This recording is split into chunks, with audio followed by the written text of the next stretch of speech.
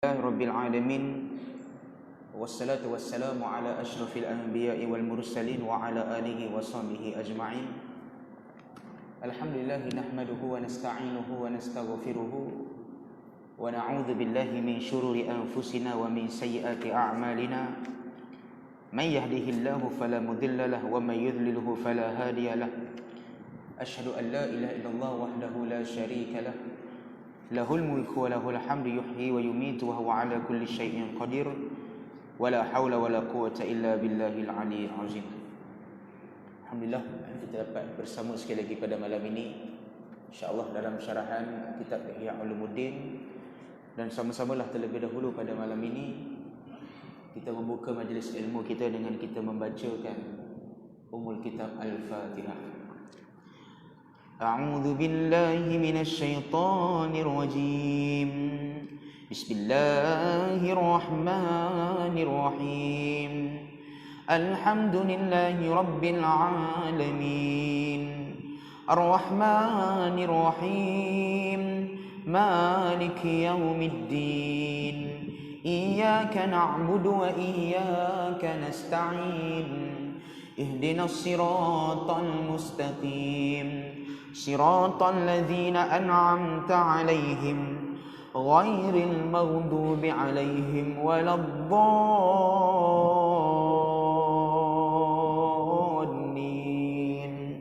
آمين.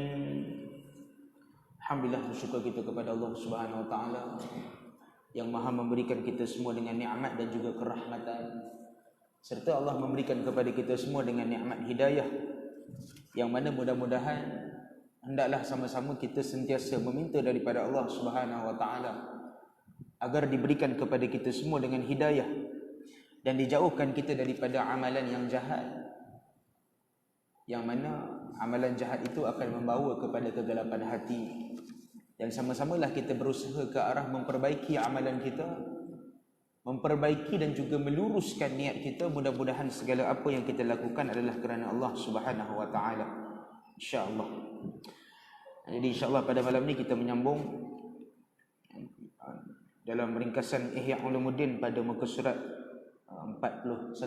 Dalam muka surat 41 iaitu tentang perihal membimbing ataupun memberikan tarbiyah secara beransur-ansur, insya-Allah. Suatu hadis Nabi sallallahu alaihi wasallam, mukadimah kita pada malam ini ringkas sahaja kita lihat. Hadis daripada Abdullah bin Amr bin Al-As. Dia berkata, sami'tu anna Rasulullah sallallahu alaihi wasallam yaqulu, suatu ketika aku mendengar Nabi berbicara. Kata Nabi, inna Allah la yaqbidul ilma intiza'an yantazi'uhu minan nas, walakin yaqbidul ilma biqabdil ulama. Hatta idza lam yutraku aliman ittakhadha an-nasu ru'usan juhalan fasu'ilu fa'aftau bighairi ilmin fadhallu wa adallu. Hadis riwayat Muslim. Kata Nabi sallallahu alaihi wasallam, Allah Subhanahu wa taala tidak akan mencabut ataupun menghilangkan ilmu dengan secara sekaligus daripada dada manusia. Dan ilmu itu tidak dihilangkan secara sekaligus. Akan tetapi Allah menghilangkan ilmu itu dengan cara, di antaranya dimatikan alim ulama. Dimatikan alim ulama. Maka bila sudah tiada lagi alim ulama, maka pada waktu itu orang kebanyakan, orang ramai, mereka akan memilih orang-orang yang jahil sebagai pemimpin mereka. Maka apabila pemimpin yang jahil itu ditanya, mereka akan berfatwa tanpa ilmu pengetahuan. Mereka sesat dan juga menyesatkan orang lain. Ada juga Nabi sallallahu alaihi wasallam huraikan dalam hadis yang lain tentang golongan Ruwaibidah. Nabi sebut hadis akhir zaman tentang Ruwaibidah, iaitu Ruwaibidah ni orang yang kata Nabi sebenarnya dia kecil. Bukan kecil itu berbadan, tapi dia kerdil. Dia bukanlah orang yang selayaknya, tapi itulah orang-orang yang diagungkan, yang diangkat seolah-olah menjadi orang yang pakar, sedangkan dia tak ada apa pun. Ilmu agama apa semua dia tak ada, dan kepimpinan apa semua dia tak ada. Maka Nabi sallallahu alaihi wasallam pernah menyebutkan tentang golongan Ruwaibidah dalam hadis yang lain. Maka sebab itu dalam kehidupan kita ini yang paling utamanya, kita kena memperbanyakkan menuntut ilmu. Sebab ilmu ni sampai bila-bila pun tak akan habis kalau kita belajar. Banyak lagi benda-benda yang kita tak tahu nak dibandingkan dengan benda yang kita dah tahu.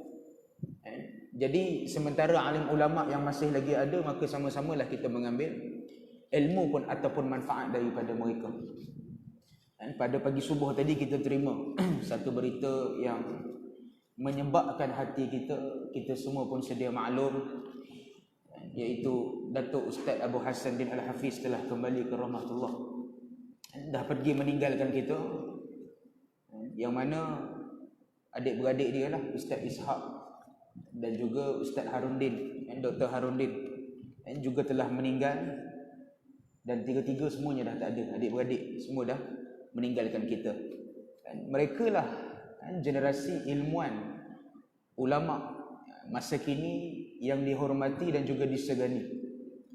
Maka pemergian mereka itu memang sangat kita rasa lah. Tambah-tambah pada hari ini ramai orang kongsi video ceramah. Last dia semalam dekat Seremban, video ceramah dia last semalam. Dia ceramah macam biasa lah, boleh bergurau dalam ceramah dan sebagainya. Tapi siapa sangka selepas solat subuh dia rebah dan kemudian meninggal dunia. Itulah ajal yang mana kita semua pun tak dapat nak tahu rahsia bagaimana ia datang, bagaimana kita dilahirkan atas dunia ni pun. Walaupun memang ada wiladah, memang ada kelahiran, kita pun tak tahu masa bila kita boleh bercakap. Kita pun tak tahu apa yang kita sebut masa kita kecil. Kita hidup dalam keadaan di awal kehidupan kita pun tak sedar apa yang berlaku. Sebab masa tu kita kecil. Semua orang bermula dengan kanak-kanak. Dan bila kita meninggal dunia sekalipun kita tak tahu saat kehidupan itu bila akan berakhir, melainkan ia hanya rahsia daripada Allah Subhanahu Wa Taala. Jadi sebab itu kita mengambil sedikit iktibar, sama-samalah kita pada hari ini mencintai alim ulama, kerana mereka lah yang menjadi pembimbing dan juga pewaris bagi Nabi. Warathatul anbiya, tak ada orang lain dah. Mereka lah orang yang alim yang kita kena ambil ilmu daripada mereka. Tanamkan azam. Bulan Ramadan Al-Mubarak pun tinggal berapa hari je lagi. Tak sampai berapa hari je lagi Ramadan Al-Mubarak. Maka tanamkan azam dalam bulan Ramadan ni, insya-Allah sama-sama kita memperbanyakkan mendengar majlis ilmu, kita memperbanyakkan tadarus. Mudah-mudahan kita mendapat ganjaran daripada Allah Subhanahu Wa Taala dan membentuk takwa dalam jiwa kita, insya-Allah. Jadi sambungan kita tentang ringkasan Ihya Ulumuddin, iaitu dalam bab membimbing secara beransur. Imam Ghazali menukilkan dalam kitabnya ini, dia sebut, ketahuilah bahawa anak kecil ketika mana di awal pertumbuhannya mereka sedia menerima kebenaran tanpa bukti dengan fitrah daripada Allah Subhanahu Wa Taala. Maka apa yang kita kena buat? Hendaklah diajarkan kepadanya hakikat akidah supaya ia dapat menghafaznya. Jangan duk fikir nak bagi latih ataupun nak bagi tanam dengan benda lain dulu. Yang paling utama akidah. Jangan nak ajar dia masuk benda-benda, kita kata macam-macam lah sekarang ni kan. Hantar kelas menari lah, apalah. Akidah. Benda-benda yang mengarut ni hindarkanlah, sebab tak bagi manfaat. Anak ni di awal lagi, dia mengikut acuan sebagaimana yang ibu bapa dia bentuk. Kalau baik, alhamdulillah baik. Tapi kalau kecil-kecil lagi dah bentuk dengan benda-benda yang ada unsur-unsur yang jahat, yang melalaikan, maka kita takut. Bayangkan tuan-tuan, seram kita tengok anak ni kecil-kecil lagi dah berani lawan mak ayah. Tak sampai 5 tahun lagi macam-macam perkataan dia boleh cakap, lepas tu dia melawan kita. Tu baru 5 tahun. Belum lagi dah masuk universiti. Belum lagi nanti mungkin dia tipu kita. Dia tipu kita, dia kahwin senyap-senyap, dia curi harta pusaka yang kita nak tinggalkan, macam-macam. Bukan kita doa, tapi bila kita gagal tarbiyah daripada step yang paling awal, takut-takut dia akan bawa kepada lanjutan sampailah kepada level yang kita pun tak tahu. Sebab itu Imam Ghazali kata apa? First kali nak tarbiyah anak ni ialah akidah. Sebagaimana yang biasa kita dengar, awwaluddin ma'rifatillah. Awal-awal agama itu ialah mengajak anak-anak mengenal Allah. Itu yang paling awal. Kemudian mula-mula ajar untuk hafaz. Imam Ghazali kata ajar untuk kita hafaz. Anak ni dia tak tahulah, dia main sebut aja subhanallah, alhamdulillah. Sebab peringkat umur dia ni peringkat umur mengikut kata-kata. Ayah sebut Allahu Akbar, dia pun Allahu Akbar. Tapi dia pun tak faham makna apa yang dia sebut. Ayah ajar dia Allahumma barik lana, budak tu pun baca Allahumma barik lana. Budak tadika pun tak faham. Tak faham tu maknanya tak faham di sebalik doa tu. Hafal boleh lah. Sebab kematangan otak tu belum kita kata berkembang lagi. Dia baru pada peringkat itu. Maka pada awalnya kita ajar menghafal.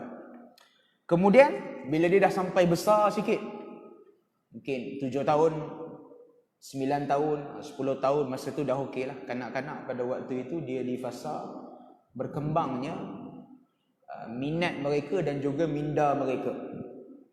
Tambah-tambah sekarang ni budak semakin cepat. Kita ajar apa-apa pun dah senang, Alhamdulillah. Cuma pastikan ilmu yang dia dapat tu ilmu yang baik lah, mudah-mudahan. Kemudian membantunya memahami sedikit demi sedikit sampailah kita dapat resapkan nilai akidah tu dalam jiwa dia. Kita mengajar ni bukan hanya daripada segi fizikal. Mesti ada sesuatu yang boleh dia hayati dengan hati. Kalau macam sekarang ni sistem pendidikan, macam saya guru sekolah, dia ada satu KPI yang kita kena capai, nama dia IHES, Integrated Holistic.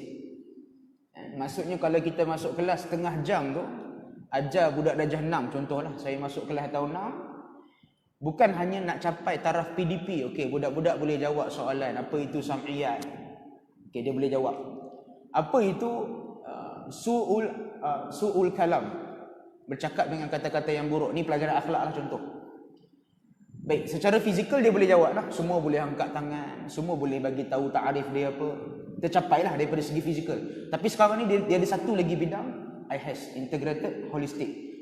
Secara menyeluruh dalam PDP, pengajaran dan pembelajaran 30 minit tu, apa perkara lain yang nak dicapai?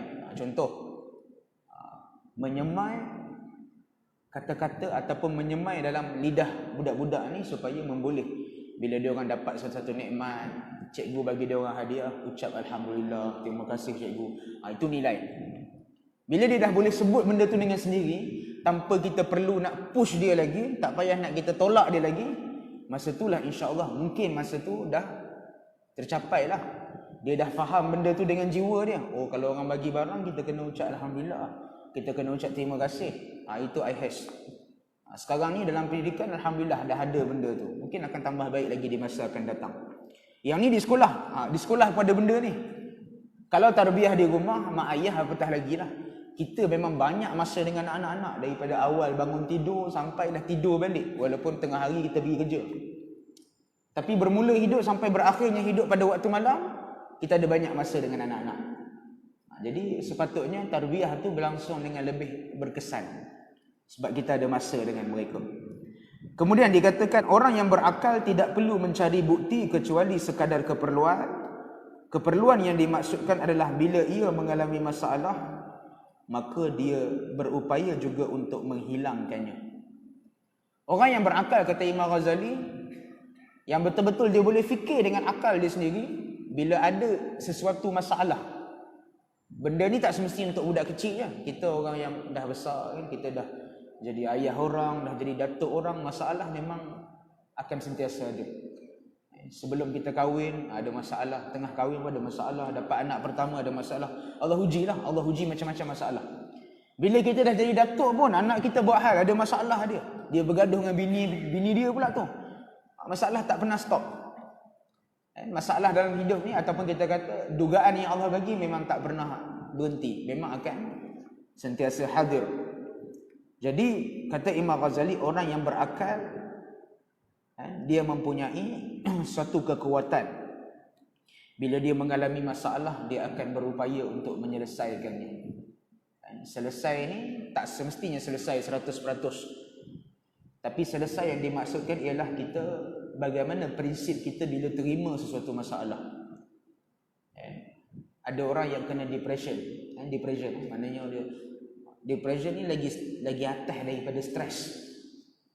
Stres ni dia boleh diubati lah. Tapi kalau dah depres ni dia lagi dalam daripada tu. Ada yang sampai nak bunuh diri dan sebagainya. Tapi macam mana pengamatan kita ni supaya kita yakin betul-betul hanya dengan bantuan Allah. Kita dikecewakan macam mana pun dalam hidup ni, kita yakin yang Allah tu ada. Mungkin kitalah insan yang Allah pilih untuk ditekan dengan ujian. Orang lain tak kena ujian, kita kena ujian. Orang lain kena juga, tapi biasa-biasa. Kita kena hebat. Bila kita kena hebat, macam mana prinsip kita terima ujian tu?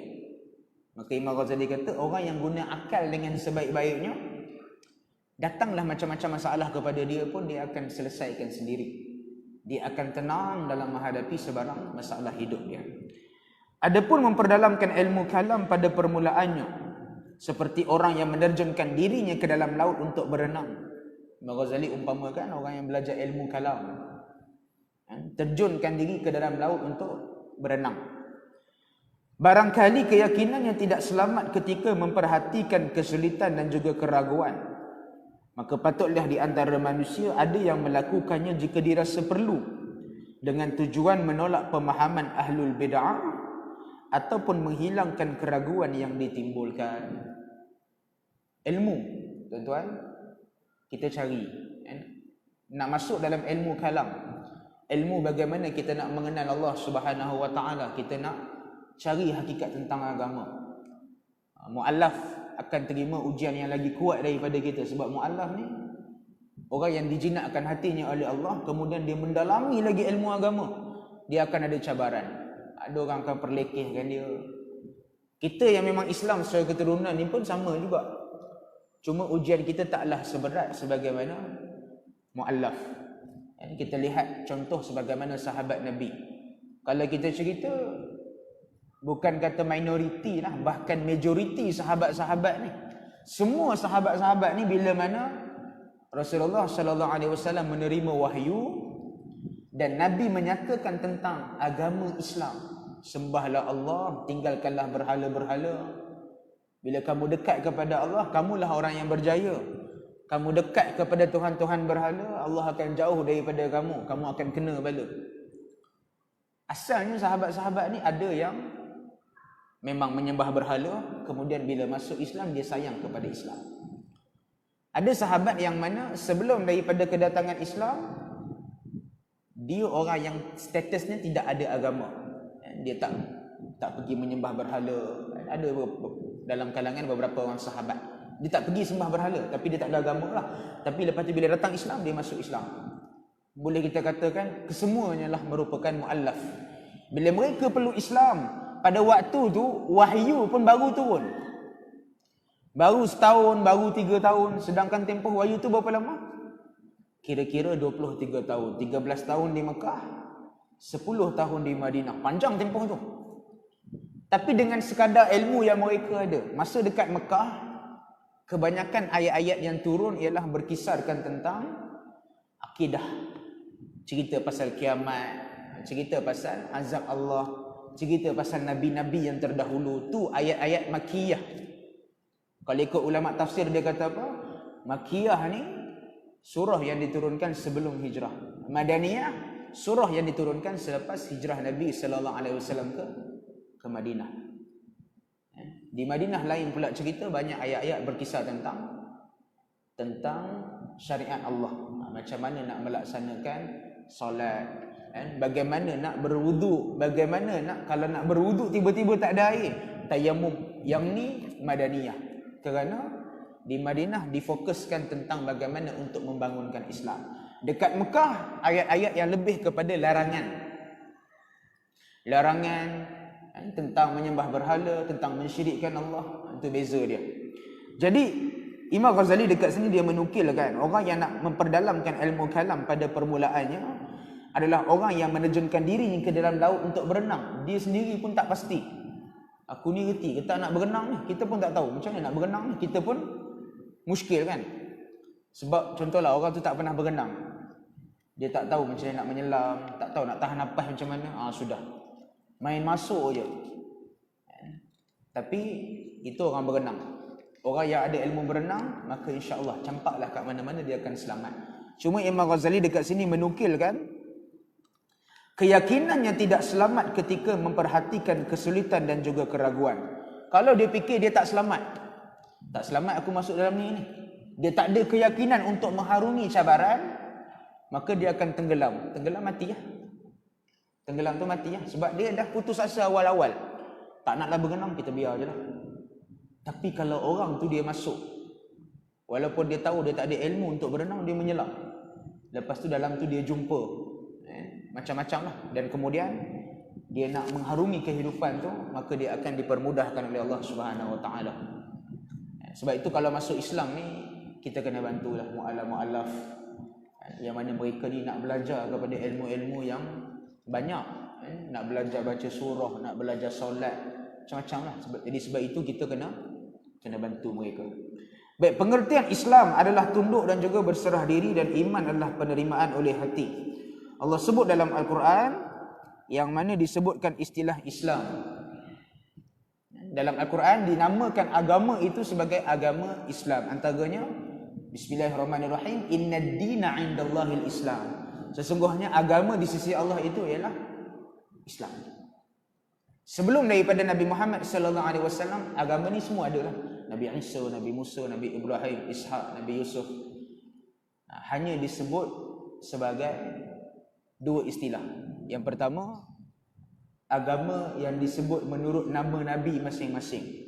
Ajaran Nabi Musa alaihi salam, agama Nabi Isa alaihi salam, ataupun disebut sebagai agama samawi, agama yang datang daripada langit. Bila sebut samawi, difahami dalam kalangan orang-orang di Arab maupun di lembah Syam, ianya adalah agama yang berdasarkan daripada nabi-nabi. Okey, jadi antaranya disebut dalam surah Az-Zariyat ayat 35 dan juga 36. Mafhum dia, kami keluarkan orang-orang yang beriman yang berada di negeri kaum Lut. Kita tahu kaum Lut iaitu kaum Sodom.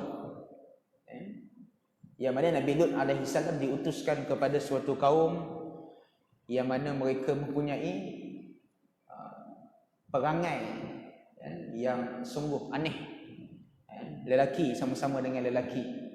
Kan kita tahu itu masalah bagi kaum Nabi Lut alaihi salam. Allah memberikan ujian kepada Nabi Lut alaihi salam dengan ujian yang berat. Nabi-nabi ni semua Allah bagi dengan ujian yang berat. Dan kami tidak mendapati di negeri itu kecuali sebuah rumah dan orang-orang yang berserah diri. Kita serahkan diri kita hanya kepada Allah Ta'ala. Kalau dalam istilah Arab kita sebut sebagai tawakal. Tawakal ni meletakkan kebergantungan kita hanya kepada Allah Subhanahu Wa Ta'ala. Dalam bab nak bertawakal, kita sebagai orang Islam bila sebut tentang tawakal, kita kena faham betul-betul. Islam menyuruh kita usaha. Kemudian dah habis usaha baru kita tawakal. Bukan kita kata tawakal je, tunggu je lah benda turun daripada langit. Salah. Sebab ada seorang sahabat Nabi SAW, dia tanya kepada Nabi. Dia ada pegang unta, seekor unta dia pegang, lepas tu ada tali. Dia tanya kepada Nabi, wahai Nabi, apakah itu tawakal? Adakah aku kena ikat unta ni pada pokok, lepas tu aku tinggalkan dia, ataupun aku biar je tanpa dia diikat kemudian aku bertawakal? Nabi kata salah macam tu. Tawakal ni kamu kena usaha dulu. Apa yang kamu kena buat untuk pastikan unta kamu insya-Allah tak hilang? Ikat dulu. Ikat dia, lepas tu kamu nak tinggalkan sekejap. Sambil tinggalkan sekejap tu kamu Bismillahirrahmanirrahim. Maknanya Nabi bagi syarat apa? Dalam hidup ni jangan salah faham tentang tawakal. Tawakal tu mesti usaha dulu. Orang nak tinggalkan motor lah contohnya kan. Yalah memanglah dia ada padlock kan, tapi kalau lagi bagusnya kita ada safety tambahan. Mungkin kita pasang alarm ke apa ke kan. Lepas kita usaha sehabis baik, kita pun tawakal kepada Allah Subhanahu Wa Taala.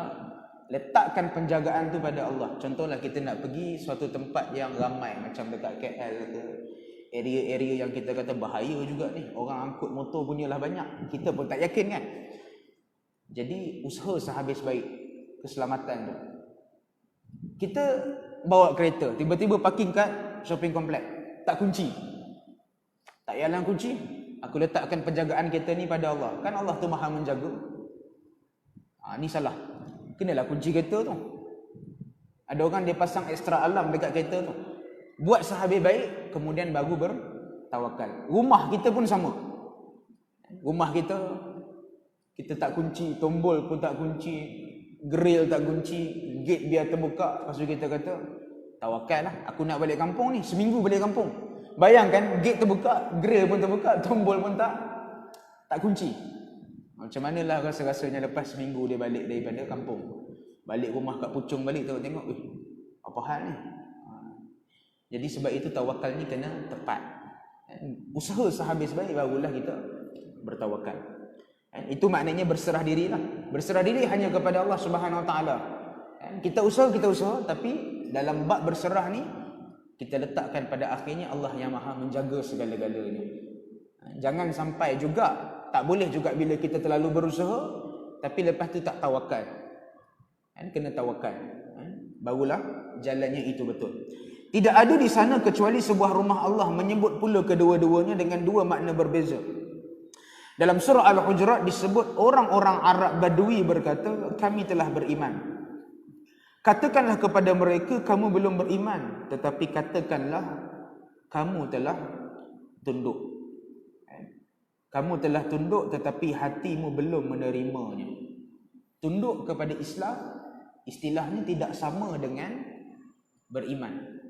Sebab nak sampai kepada tahap beriman ni, sebagaimana yang Allah sebut dalam surah Al-Ankabut ayat yang kedua, ahasiban nasu ayyutraku ayyaqulu amanna wa hum la yuftanun. Adakah kamu dengan mudah-mudah mengira yang kamu itu beriman sedangkan kamu tak diuji?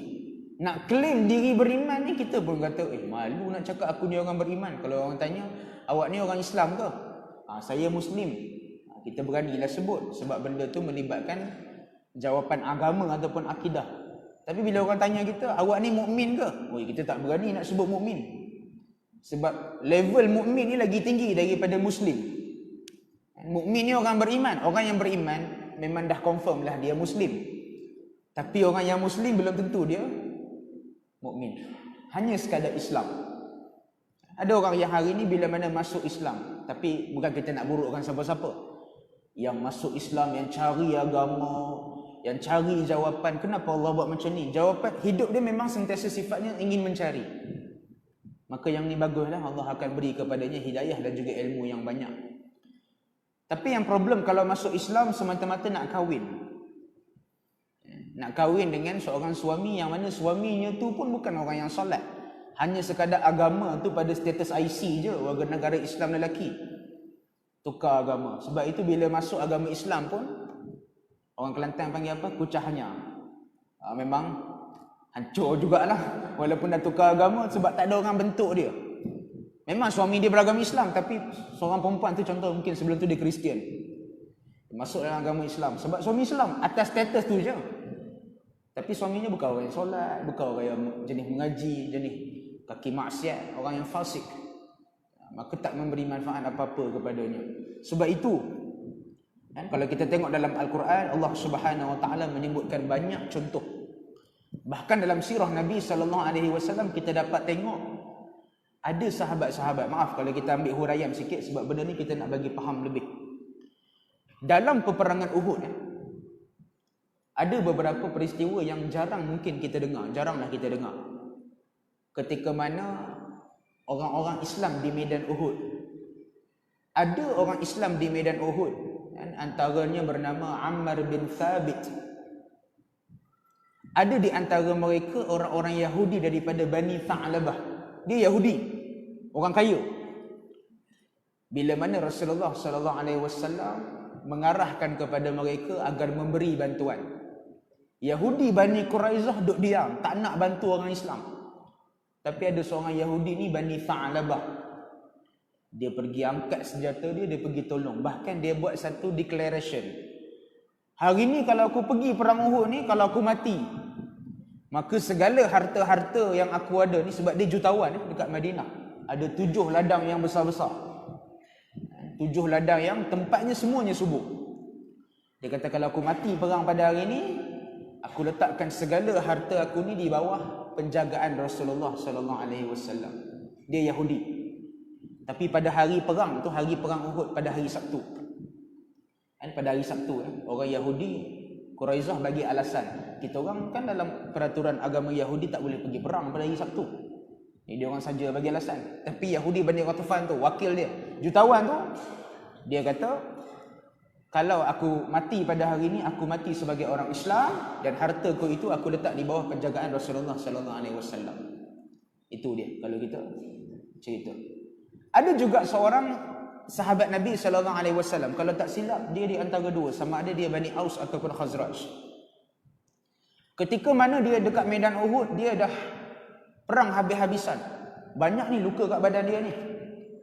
Luka dah banyak dah.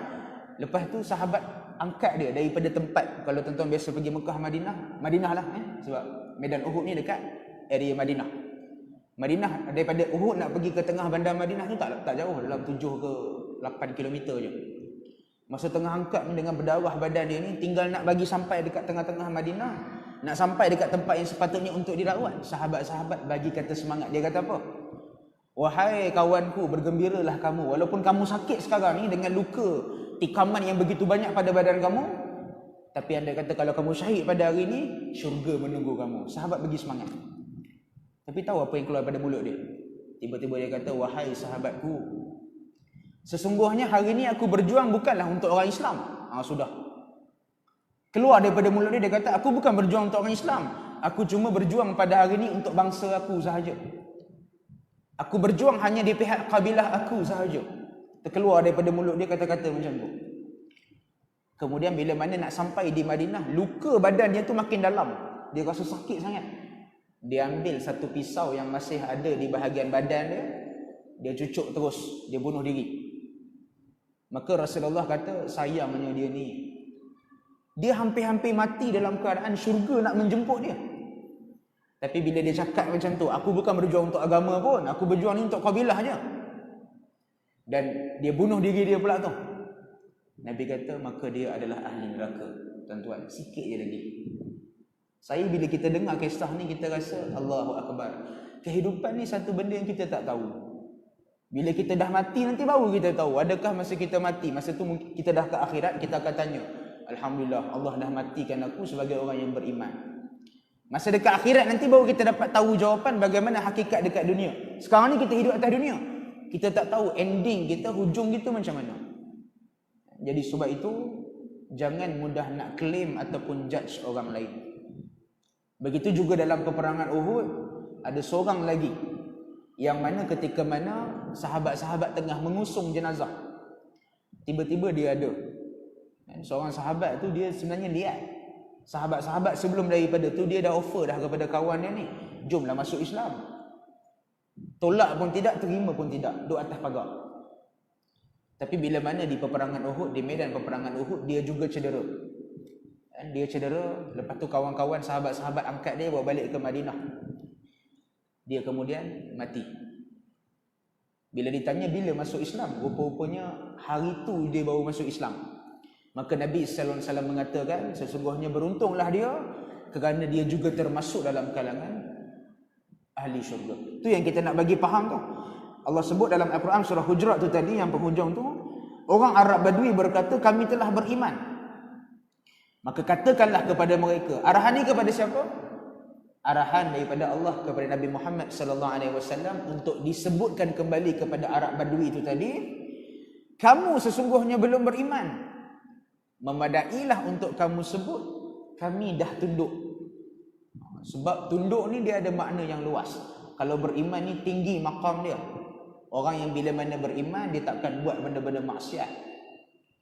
Dia takkan lawan perintah Allah dalam keadaan dia dah ada ilmu tentang dosa dan juga pahala.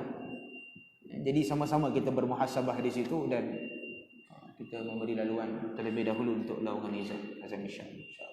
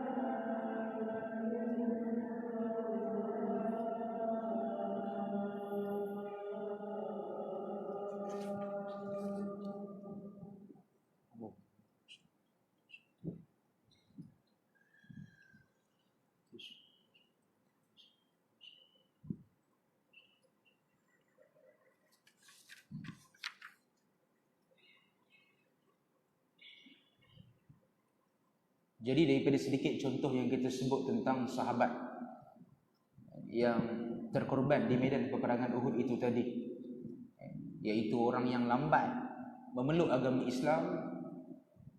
Bila mana di medan peperangan Uhud dia join perang tu dan dia mati dalam keadaan Islam. Dan sahabat tu bernama Ammar bin Thabit. Berbanding dengan seorang lagi yang kita cerita tadi, masuk Islam lagi awal daripada Ammar bin Thabit. Sikit lagi langkahnya nak dimasukkan ke dalam syurga Allah Subhanahu Wa Taala. Tiba-tiba di penghujung ayatnya dia berkata, aku berjuang untuk kabilah aku. Sahabat itu bernama Qazman. Maka sayang bila mana dia dimatikan dalam keadaan dia tidak diridai oleh Allah Subhanahu Wa Taala, sampaikan Nabi menyebut sesungguhnya kesian bagi Qazman kerana dia merupakan ahli neraka, kata Nabi sallallahu alaihi wasallam. Jadi sebab itu kita takut sangat hari ni kalau kita, bukan kita minta lah, tapi kita kena mohon. Kalau boleh kita jangan sebut, kita kena mohon kepada Allah Subhanahu Wa Taala supaya kita dihidupkan dalam keadaan Islam. Allahumma ahyina bil iman, ya Allah hidupkan kami dengan iman. Wa amitna bil iman, insya-Allah, dan matikan kami dengan keimanan, ya Allah. Baik, rahsia-rahsia taharah, kita masuk sedikit mukadimah tentang penyucian, at-taharah. Kata Nabi sallallahu alaihi wasallam tentang wudu. Wudu ini sebahagian daripada iman, dan Nabi juga menyebut agama itu didirikan di atas dasar kebersihan. Dan agama itu didirikan di atas dasar kebersihan. Dan Nabi sebut kunci ataupun pembuka bagi solat adalah dengan cara kita bersuci. Sebagaimana yang Allah sebut dalam surah At-Taubah, boleh kita rujuk pada ayat 108. Di dalamnya ada orang-orang yang ingin memperbersihkan diri mereka, yang nak menyucikan diri mereka. Jadi Islam ni mengajarkan kebersihan tu secara universal. Kalau tanya tentang kebersihan, Islamlah yang paling mengangkat martabat kebersihan tu sendiri. Jadi sebab itu kita kena rajin, kan? Jangan kalau macam masjid, kita kena jaga kebersihan. Jangan kita hanya duk berharap pada siap-siap, pada orang-orang yang volunteer yang memang tiap-tiap minggu dia datang. Sabtu Ahad dia datang bersihkan masjid. Sebab itu pembersihan tu secara total. Kalau tengok Syekh Sya'rawi, dia pernah ketika mana mengadakan kuliah. Kuliah dia memang ramai lah. Dia masa tu dia Mesir. Dia buat kuliah di Mesir, ramai orang datang. Lepas habis semayang, orang nak cari dia lah, nak pergi salam. Tapi Syekh Sya'rawi rupa-rupanya tak ada kat situ. Dia ada kat tandas. Buat apa kat tandas tu? Bukan buang air. Kalau buang air tu normal lah. Dia pergi ambil mop, dia capai mop tu, dia bersih, dia cuci. Sampai kan ada orang ingatkan dia siap masjid, buat kerja-kerja macam tu. Orang yang nak cari dia terkejut lah. Kita ingatkan lepas semayang nak pergi salam ni, ni ulama besar ni. Tapi tengok-tengok dia alih ada kat tandas. Bila dia ditanya, setiap kali aku habis ketika mengajar, orang ramai datang. Ada yang cium dahi, ada yang berpeluk, ada yang cium tangan. Kata Syekh Sya'rawi, aku sangat takut kepada sifat sombong dan juga riak. Syaitan ni, dia macam-macam cara dia uji kita. Kalau orang lemah iman ni tak payah uji dengan kesombongan. Bisik je sikit, buat maksiat. Orang ni memang buat maksiat.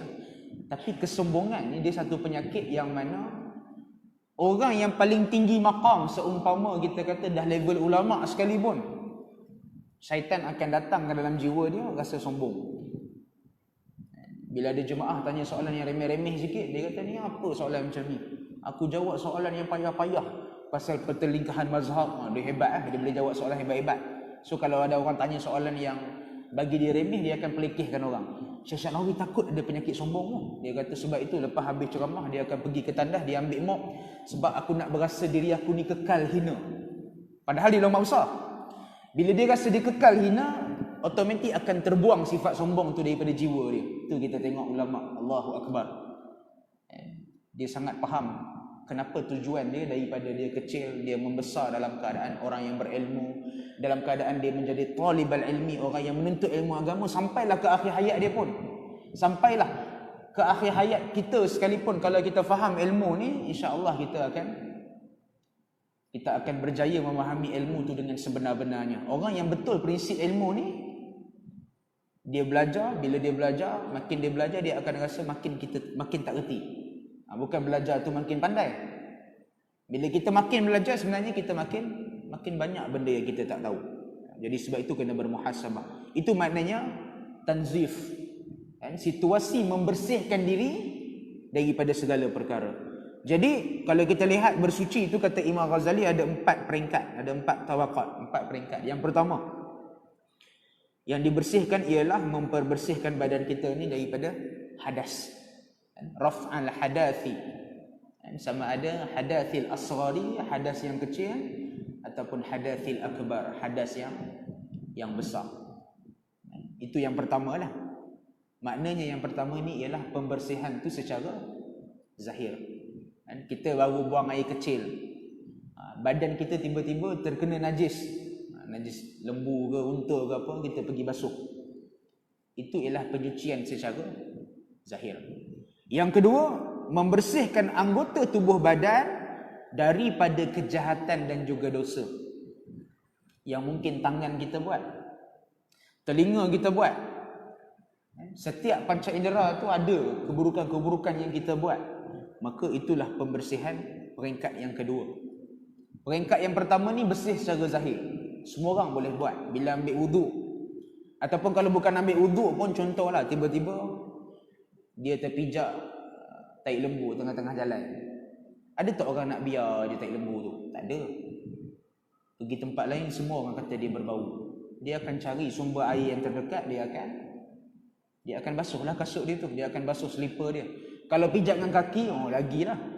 Mesti dia akan cari air terus. Tidak, aku dah terpijak tai lembu. Yang ni peringkat yang paling bawah. Sebab manusia, benda-benda yang busuk, benda-benda yang zahir nampak tak elok, walaupun bukan najis sekalipun, dia akan hilangkan. Kita kadang-kadang bawa motor kan, dengan kena asap lah apa, baju kita putih, balik-balik rumah jadi macam kelabu sikit. Terus basuh, bising basuh dah lah. Kadang-kadang letak kelorok terus. Sebab kita tahu itu kotoran yang zahir. Manusia nampak kotor yang zahir tu, dia akan terus cuci. Itu level pertama. Orang yang faham dan juga orang yang mengamalkan taharah yang level pertama. Jangan kita jadi orang level pertama je. Sebab kalau level pertama ni, orang yang jauh daripada Allah pun dia akan buat benda yang pertama ni. Nampak kekotoran sikit, dia akan basuh. Kereta kita kotor sikitnya, baru 2 hari lepas basuh, hari ni basuh lagi. Memang pantang tengok kotor sikit. Yang ni normal. Orang yang tak ada iman pun boleh buat. Level yang kedua, dia bersihkan anggota tubuh badan daripada kejahatan dan juga dosa. Yang ni lah bila kita dengar, susah nak buat ni. Tapi kena cuba. Bulan Ramadan Al-Mubarak menghampiri kita, yang mana kita kenal ia sebagai Madrasah Tarbiyah Ramadan. Kita akan masuk ke dalam satu sekolah. Sebulan, Ramadan ni sebulan, insya-Allah 30 hari. Kita berpuasa, kita sebenarnya sedang menyekolahkan diri kita. Jadi mudah-mudahan kita dapat mencapai tahap membersihkan diri itu pada tahap yang lebih tinggi. Yang ketiga, membersihkan hati daripada akhlak yang tercela. Nombor 2 tu hanya memperbersihkan diri daripada kejahatan dan juga dosa. Tapi yang ketiga, membersihkan hati daripada akhlak yang tercela. Dia tak buat dosa, tapi maksiat hati. Maksiat hati ni macam-macam. Contoh maksiat hati ni su'uzon, sangka buruk. Ada tak kita sebut, dia ni entah apa-apalah, boleh percaya ke tidak ni? Dia tak sebut dengan mulut, tapi dalam hati je. Mudah sangka buruk dengan orang lain. Cemburu, ni penyakit yang kita tak cakap dengan mulut, tapi dengan hati. Dalam hati kita tu ada rasa tak senang dengan kejayaan orang lain. Itu pun akhlak tercela sebenarnya, cuma dia tak terzahir pada mulut. Bila tak terzahir pada mulut, dia tak nampaklah pada perlakuan tu, tapi hati tu. Zaman sekarang ni kita kata macam-macam lah. Sebab itu kalau kita ada dapat apa-apa nikmat pun berpada-pada lah. Dalam internet, dalam Facebook, apa semua kalau kita buka tu, tambah-tambah, saya ingat ada seorang kawan saya, dia pernah huraikan dalam kuliah dia adab-adab di Facebook. Sampai 3 siri dia buat. Macam mana kita nak jaga adab ni? Nak upload gambar yang macam mana? Nak buat status yang macam mana? Dia ada lah. Supaya kita kena ingat, rakan-rakan kita di media tu ada yang susah, Ada yang mungkin cemburu dengan apa yang kita ada. Benda yang memang kadang-kadang kita pun tak boleh elak, kita pun kadang-kadang ada terbuat. Tapi kalau kita jaga adab tu lebih baik. Begitu juga dengan penyakit hati. Yang tadi tu pihak A, yang ni pihak B, pihak yang terasa. Jadi macam mana cara nak buang? Kalau dia berjaya buang dengan sebaik-baiknya, maka insya-Allah dia dah sampai kepada tahap yang ketiga. Dan yang keempat yang adalah yang mustahab, menyucikan batin daripada selain Allah Subhanahu wa taala. Ini adalah penyucian para nabi dan juga siddiqin. Tanzif yang dilakukan oleh Nabi sallallahu alaihi wasallam dan juga orang-orang yang berjuang di atas jalan kebenaran. Dalam jiwa dia tak ada yang lain, hanya Allah Subhanahu wa taala. Dan inilah yang dilakukan oleh Bilal bin Rabah. Kita selalu dengar cerita pasal Bilal bin Rabah. Tapi mungkin ada sedikit tambahan yang boleh kita sebut. Bilal bin Rabah ni tuan dia Umayyah bin Khalaf. Dikatakan Umayyah bin Khalaf ni memang garang lah, jenis melibah Bilal bin Rabah. Tapi ketika mana dia sedang memukul Bilal bin Rabah, menghempapkan dengan batu yang besar, dia memberikan sedikit tawaran kepada Bilal. Wahai Bilal, kalau engkau mengakui Tuhan adalah Al-Lata wal-Uzza, berhala yang besar yang ada pada waktu itu di Mekah, dan kau menafikan kekuasaan Allah Subhanahu wa taala, iaitu Tuhan Muhammad dan juga Tuhan kamu semua, maka aku akan bebaskan kau sekarang. Bukan bebaskan tu maknanya tak seksa dah, bebaskan terus. Tapi kata Bilal bin Rabah, ahadun ahad, ahadun ahad, dua kalimah aja. Allah tu yang esa, Allah tu yang tunggal. Sampaikan Umayyah bin Khalaf ni dia bagi offer. Okey, kalau engkau tak nak menafikan Tuhan kau dan juga tak nak sebut kekuasaan pada Tuhan aku bagi ni last chance lah. Apa dia suruh? Dia kata Bilal bin Rabah, sebut nama Al-Lata wal-Uzza je. Tak payah sebut nama Tuhan aku ni power ke. Tak payah sebut penafian pada Allah ke. Aku rasa kalau Muhammad tahu tentang kau sebut perkataan ini, mesti dia akan bercakap yang akidah kau takkan terjejas. Ialah sebab dia suruh sebut Al-Lata wal-Uzza. Dua perkataan je. Ayat tu macam tergantung, nak kata penafian pun tidak, nak kata persetujuan pun tidak. Cuma sebutan perkataan je. Sebab masa tu Umayyah tengah libah Bilal, dia geram. Bila dia libah, dia suruh Bilal ni murtad, dia tak nak. Orang-orang yang lalu lalang semua gelak kan Umayyah. Apalah engkau ni jadi tuan pun tak boleh, nak suruh hamba kau. Jadi macam malulah dia kat situ kan. Jadi dia suruh, okey, kalau kau tak nak sebut pun sebutlah Al-Lata wal-Uzza sahaja. Tapi Bilal kata apa? Ahadun ahad. Tu dia tuan-tuan. Level iman mereka pada waktu itu datanglah dengan ujian cabaran macam mana sekalipun, mati sekalipun mereka mempertahankan Islam. Sebab itu yang Nabi SAW sebutkan dalam hadis yang lain, iman umat akhir zaman itu umpama buih di tengah lautan. Ghutha'un ka ghutha'is sail. Seumpama buih di tengah lautan, kejap kuat, kejap ada, kejap tak ada. Kejap besar, kejap kecil, kejap tak ada. Itu iman umat akhir zaman. Baik, jadi bersuci ni apa? Kita sambung sikit lagi. Bersuci dalam setiap tingkatan ni ada pengosongan dan pengisian. Pengosongan maknanya mengosongkan jiwa kita daripada benda-benda yang tak sepatutnya kita jadikan ia sebagai pujaan. Itu adalah pengosongan. Apa yang nak dikosongkan? Kosongkan jiwa daripada memikirkan benda yang tak bermanfaat, memuja perkara yang lain. Pengosongan itu kata Imam Ghazali juga merupakan satu amalan, separuh daripada amalan.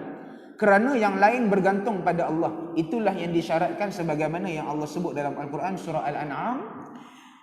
Katakanlah Allah yang menurunkan Al-Quran, kemudian selepas kamu menyampaikan Al-Quran kepada mereka, biarkanlah mereka bermain-main dalam kesesatannya. Jadi apa maksud dia? Firman Allah Subhanahu wa taala, kemudian biarkanlah mereka adalah pengosongan daripada yang selain daripada Allah Subhanahu wa taala. Demikian juga dengan hati kita ni, mesti kita kosongkan dengan akhlak yang terkeji, yang tercela. Dan sangka buruk, rasa nak buat jahat pada orang lain, kena kosongkan jiwa tu. Kemudian diisi dengan akhlak yang terpuji. Bila dah kosongkan jiwa tu dengan benda-benda yang tak baik, dia tak ada sangka buruk dah dengan orang lain, maka pada waktu itulah kita mengisi diri kita dengan akhlak mahmudah. Dan mahmudah ni maknanya akhlak yang terpuji. Dan demikian juga mengenai dosa anggota tubuh, kita kena kosongkan daripada dosa, kemudian diisikan dengan ketaatan. Dan masing-masing daripada tingkatan itu adalah syarat untuk masuk ke dalam level yang berikutnya, iaitu diawali dengan penyucian zahir, kemudian penyucian roh, penyucian hati, dan pada akhirnya mencapai kepada penyucian batin. Maka tidak sepatutnya menganggap bahawa yang dimaksud dengan bersuci adalah penyucian zahir sahaja. Kita pun dah hafal, kita pun dah tahu hari kita buat rukun wuduk. Macam mana kita basuh pergelangan tangan, kita berkumur, basuh muka, basuh tangan sampai ke siku, basuh sebahagian rambut. Hari-hari kita buat. Nak solat je kita akan buat. Jadi bersuci ni bukan hanya kefahaman daripada sudut zahir sahaja, sehingga engkau tidak mencapai sasaran yang dimaksudkan. Sambil-sambil kita berwuduk ni tuan-tuan, sunat untuk kita dalam hati kita berdoa. Contohnya bila basuh muka, ya Allah, peliharalah wajahku dan juga pandanganku ya Allah daripada pandangan-pandangan yang buruk. Basuh tangan, ya Allah, jadikan tangan aku ni ya Allah tangan yang sentiasa nak memberi, sentiasa nak bagi manfaat. Jangan jadikan tangan-tangan aku ni tangan yang sering berkeinginan untuk melakukan maksiat. Rambut, jadikan rambutku rambut yang bercahaya ya Allah. Telinga yang kita basuh, kaki. Tak kisah doa macam mana sekalipun, memang ada lafaz doa yang boleh kita baca. Tapi kalau kita lafaz dengan dalam hati kita dengan perkataan bahasa Melayu pun tak ada masalah. Sebab itu adalah langkah untuk kita mencapai kepada level wuduk. Wuduk tu bukan hanya sekadar wuduk, tapi dia lebih lagi atas daripada itu. Maka janganlah engkau menyangka bahawa tahap-tahap itu pada zahirnya dapat dicapai dengan angan-angan dan didapati dengan santai, dengan senang.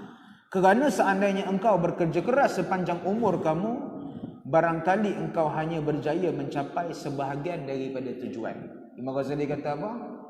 Walaupun kita sebut dengan mulut, tapi nak capai keseluruhan tu kadang-kadang memakan masa seluruh umur hidup kita, 60 tahun kita hidup, pun belum tentu akan tercapai dengan sebenar-benarnya. Yang paling mustahak hati lah. Bila kita sebut keimanan dengan hati ni, hati kita memang dah dikosongkan daripada dunia contohnya. Maknanya dia dah tak fikir apa dah. Hanya dia fikirkan supaya Allah redha kepada dia. Saya Alhamdulillah 2 minggu lepas saya bawa balik juga daripada Palestin. 5 hari saya di sana, Jordan 2 hari. Antaranya saya masuk ke dalam suatu hospital dengan kawan saya Ustaz Azril. Hospital Mustashfa Maqasid Khairiyah Islamiyah di Jabal Zaitun di Jerusalem. Dekat sana ramailah wanita-wanita daripada Gaza ni yang dirawat. Anak dia, bukan mereka, anak dia dirawat. Ada yang bayangkan bawah 5 tahun, kebanyakan yang kami tengok tu bawah 5 tahun. Lelaki dan juga perempuan, ada yang kena kanser. Kecil-kecil kena kanser hati. Kanser macam-macam lah. Kanser hidung, kanser limfoma. Teruk kita dengar pun sebab. Dan mereka ni hanya mengharapkan bantuan-bantuan. Bayangkan si ibu-ibu ni, suami mereka dah tak ada dah. Kebanyakan daripada mereka ni memang ibu tunggal. Suami dah mati syahid. Kena bunuh dengan tentera Israel, laknatullah. Kena bunuh. Bila sembang sekejap, nasib hidup mereka macam tu. Kalau kita lah mungkin stres, jadi ibu tunggal, anak sakit, suami pula dah tak ada, macam tak ada kekuatan. Dah tak ada apa nak diharapkan. Itu kita. Tapi boleh tak dicapai sebenarnya? Boleh. Bila dalam jiwa tu dia hanya yakin yang Allah hanya memberikan bantuan segala-galanya, maka datanglah ujian macam mana pun mereka bersabar. Ada seorang perempuan ni daripada memang duduk di Gaza lah. Dia ditemu ramah oleh salah seorang wartawan yang freelance yang datang ke Gaza pada waktu itu. Pada hari itu rumah dia kena bom. Kena bom, bayangkan. Dia cerita bagaimana rumah dia kena bom. Ketika mana dia tengah siap makanan, dia siapkan mandi pakai untuk anak-anak, tinggal nak makan sama-sama je. Suami dia tak ada dah. Memang dia lah uruskan anak tu sepenuhnya. Tiba-tiba tengah nak bersenang dengan family. Dah nak makan dah ni, hidangan dah siap, anak-anak dah siap mandi dah. Tiba-tiba jiran sebelah semua jerit. Keluar daripada rumah sekarang. Israel dah bagi amaran, siren. 7 minit daripada sekarang, dia orang akan lancarkan peluru pandu. Semua dari rumah ni akan hancur sekelip mata. Bayangkan tuan-tuan, 7 minit. Apa yang boleh buat dengan 7 minit ni? 7 minit ni nak ambil barang pun mungkin tak sempat, memang kena keluar. Bawa apa yang sempat dicapai dengan tangan mereka. Dan bila dia keluar, semua anak-anaknya alhamdulillah selamat pada waktu tu. Keluar. Memang betul dah keluar, semua dah keluar. Maka tiba-tiba satu letusan yang sangat besar berlaku, meranapkan semua rumah mereka. Sikit je kalau lambat, mungkin dah terkorban dalam rumah tu. Tapi alhamdulillah semua mereka yang duduk di deretan rumah tu selamat. Jadi bila dia ditemu ramah, bayangkan dia tak menunjukkan reaksi wajah yang sedih. Padahal rumah tu kira macam rumah pusaka lah. Sebab dah berpuluh tahun duduk zaman atau maksudnya dah diwarisi. Dia duduk dengan family dia pula. Dia pula yang jaga dan juga duduk rumah tu. Tapi sekarang dah tak ada. Mereka redha dengan apa yang berlaku dengan nasib kehidupan mereka. Kita di Malaysia hari ni kita hidup, kita ada target. 10 tahun akan datang, siapa kita 10 tahun akan datang? Itu kita. Mereka hidup, kalau mereka dapat duit, dapat sedikit pendapatan daripada mereka berniaga dan sebagainya di sana, hanyalah sekadar untuk hidup, untuk fikir hidup hari ni dengan hari besok. Sebab itu level tawakal mereka sangat-sangat tinggi, tuan-tuan. Kita patut mencemburui iman mereka. Sekurang-kurangnya insya-Allah Ramadan Al-Mubarak yang akan datang kepada kita, kita berazam mudah-mudahan kita dapat mempertingkatkan iman kita. Kurangkan makan kita, banyakkan masa ibadah kita, kurangkan makan kita, kurangkan daripada melakukan maksiat-maksiat yang biasa kita buat. Sekarang ni lagi mudah, internet dengan jari. Sekali kita klik, kadang-kadang klik itu boleh membawa kepada share pahala, ataupun klik yang boleh membawa kepada share dosa-dosa. Fikirlah kita nak mana satu. Tak ada orang yang nak kepada dosa, tapi kita kena hindar sama-sama insya-Allah. Jadi mudah-mudahan daripada apa yang kita sebut, daripada permulaan rahsia ataupun bab taharah ini memberikan kepada kita pengertian dan juga mafhum. Sesungguhnya Allah Subhanahu Wa Taala itu memandang kepada jiwa manusia yang benar-benar ikhlas. Mudah-mudahan amalan kita ni kita dapat lakukan dengan sebaiknya, dapat lakukan dengan keikhlasan, dan mudah-mudahan Allah terima segala amal ibadah kita. Dan kita kosongkanlah jiwa kita ni, sedaya yang kita boleh buat, daripada dugaan ataupun ujian dunia yang semakin hari semakin mencabar. Jadi mudah-mudahan Allah ampunkan kita dan memberikan kepada kita semua dengan keberkatan insya-Allah. Sama-sama terlebih dahulu kita membacakan dengan sedikit bacaan doa. A'udzubillahi samil alim minasyaitonir rajim. Bismillahirrahmanirrahim. Alhamdulillahirabbil alamin wassalatu wassalamu ala nabiyyina Muhammad wa ala alihi washabbihi wa baraka wasallam. Allahumma aftah alaina futuhal arifin warzuqna fahma nabiyyin wa hifzal mursalin wa ilhamal malaikatil muqarrabin bi rahmatika ya arhamar rahimin. Rabbana la tuzigh qulubana ba'da idh hadaytana wa hab lana min ladunka rahmah innaka antal wahhab. Allahumma lakal hamdu hatta tarda wa lakal hamdu idza radita wa lakal hamdu ba'da ar-ridha. Allahumma inna naj'aluka fi nuhuri a'da'ina wa na'udzubika min shururihim. Allahumma baddil shamlahum wa farriq jam'ahum wa shaddid kalimatahum wa zalzil aqdamahum. Wasallit alaihim kalban min kilabik ya qahhar ya jabbar ya muntakim ya Allah. Allahumma ya munzilal kitab wa ya mujriyas sahab wa ya hazimal ahzab ihzimhum wansurna alaihim birahmatika ya arhamar rahimin. Rabbana atina fid dunya hasanah wa fil akhirati hasanah wa qina adzaban nar. Wa sallallahu ala nabiyyina Muhammad wa ala alihi wa sahbihi wa baraka wasallam. Walhamdulillahirabbil alamin. Sekian kita membaca tasbih kafarah dan juga surah Al-Asr. Subhanakallahumma bihamdika asyhadu an la ilaha illa anta astaghfiruka wa atubu ilaik. Bismillahirrahmanirrahim. Wal 'asr innal insana lafi khusr illa alladhina amanu wa 'amilus salihati wa tawassaw bil haqqi wa tawassaw bis sabr. Assalamualaikum warahmatullahi taala wabarakatuh.